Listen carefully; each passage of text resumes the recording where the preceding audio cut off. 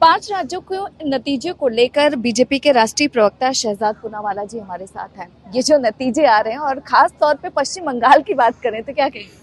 मुझे लगता है ऐतिहासिक जीत है पश्चिम बंगाल में कि बीजेपी पहली बार अपनी सरकार बंगाल में बनाएगी। श्यामा प्रसाद मुखर्जी वाली पार्टी है हम, और अंग बंग कलिंग अब तीनों जगह पे हमारी सरकार होगी। पूर्वोत्तर के लिए बहुत बड़ी उपलब्धि है, क्योंकि जो नॉर्थ ईस्ट और ईस्ट पार्ट का डेवलपमेंट रुक गया था, अब वो उसी तर्ज पे उसी स्केल पे होगा जिसमें वेस्ट का डेवलपमेंट हुआ है, और ये मोदी जी है तो मुमकिन है। इसके अलावा देखा जाए, आपको क्या लगता है कि बीजेपी का वो कौन सा फैक्टर था जो पश्चिम बंगाल में खास तौर पर कारगर साबित हुआ? देखिए, मेन फैक्टर था कि मोदी जी में लोगों को अटूट विश्वास है।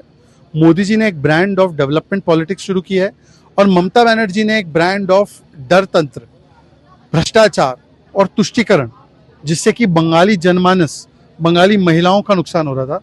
तो ममता मॉडल को रिजेक्ट किया है और मोदी मॉडल को आगे किया है। इसके अलावा देखा जाए तो पश्चिम बंगाल में तो बीजेपी की सरकार बन ही रही है, लेकिन आपको लगता है कि अब क्योंकि कई जगहों पर विपक्ष हार रहा है, तो अब इस बार ठीकरा किस पर फूटेगा?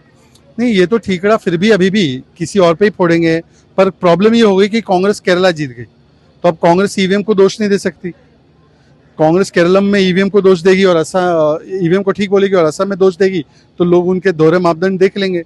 तो मुझे लगता है कि अब इस बार एक चीज है कि ममता बनर्जी का नेतृत्व, स्टालिन जी का नेतृत्व, एक प्रकार से राहुल गांधी जी का भी नेतृत्व, इन लोगों का नेतृत्व ये देश को नहीं भाता, ये स्पष्ट हो चुका है। आखिरी सवाल, ममता बनर्जी के हार का सबसे प्रमुख कारण क्या मानते मुस्लिम तुष्टीकरण और महिलाओं को धोखा। हैं?